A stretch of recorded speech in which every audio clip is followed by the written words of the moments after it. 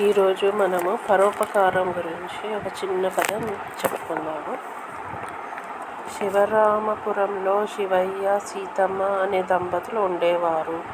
ఇతరులకు సాధ్యమైనంత ఉపకారం చేస్తూ మంచికి మారుపేరుగా నిలిచేవారు. అదే గ్రామానికి చెందిన సర్పంచ్ సాంబయ్య డబ్బు, అధికార బలంతో అహంకారం చూపేవాడు. ఊళ్ళోకి కొత్తగా ఎవరొచ్చినా ముందు తన ఇంటికి వచ్చి నమస్కరించి వెళ్ళాలని నిబంధన పెట్టాడు. ఒకరోజు ఊరి శివాలయం గట్టున ఓ యువకుడు చలికి వణికిపోతూ ఆకలితో అల్లాడుతున్నాడు. అది చూసిన శీనయ్య దంపతులు అతడిని ఇంటికి తీసుకెళ్లి అన్నం పెట్టి సపర్యాలు చేశారు. ఈ విషయం తెలిసిన సర్పంచ్ కోపంతో శీనయ్య దంపతులను తీసుకురమ్మని పనివాళ్ళను పంపాడు. తన ఇంటికి వచ్చిన ఆ దంపతులతో, మన ఊరి నిబంధన మర్చిపోయారా? మీరు చేసిన పనికి శిక్షిస్తానంటూ గద్దించాడు సాంబయ్య. భయపడిన శివయ్య, మన్నించండి బాబు, ఆ అబ్బాయి వింత అంటురోగంతో బాధపడుతున్నాడని తనను ఒంటరిగా వదిలేయాలని బతిమాలాడాడు.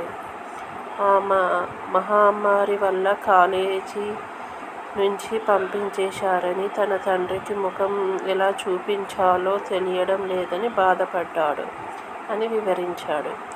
ఏంటి అంటూ రోగమా?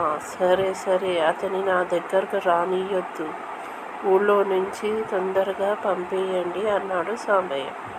అలాగేనండి అంటూ అక్కడి నుంచి వెళ్ళిపోయారు శివయ్య దంపతులు.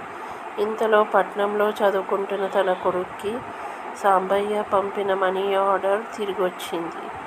ఆరా తీయగా, మీ అబ్బాయికి అంటురోగం సోకింది, అందుకే మీ ఊరికి పంపించేశాము అని స్కూల్ ప్రిన్సిపల్ చెప్పాడు. సర్పంచ్ భయాందోళనతో వెంటనే శివయ్య ఇంటికి వెళ్ళి చూడగా అతడి నోట మాట రాలేదు. ఆ కుర్రాడు అతడి కొడుకు సోమేష్. పరుగెత్తుకెళ్ళి కొడుకుని హత్తుకొని బోరుమన్నాడు. అంటురోగమని తెలిసి కూడా తన కొడుకుని ఇంటికి తీసుకెళ్ళి చూసుకున్న శీనయ్య దంపతుల పాదాలకు నమస్కరించబోయాడు.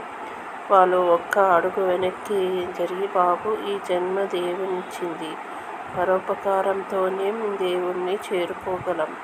ఇతరుల పట్ల మనం సేవాభావంతో వ్యవహరించడమే అసలైన జీవన మార్గం అన్నారు. వారి మంచితనం చూసి సిగ్గుపడిన సాంబయ్య అప్పటి నుంచి అహంకారం వీడి ఊళ్ళో వాళ్ళందరి పట్ల ప్రేమ, సేవాభావంతో మెలిగాడు. బాగుంది కదండి ఇది నీతి కథ.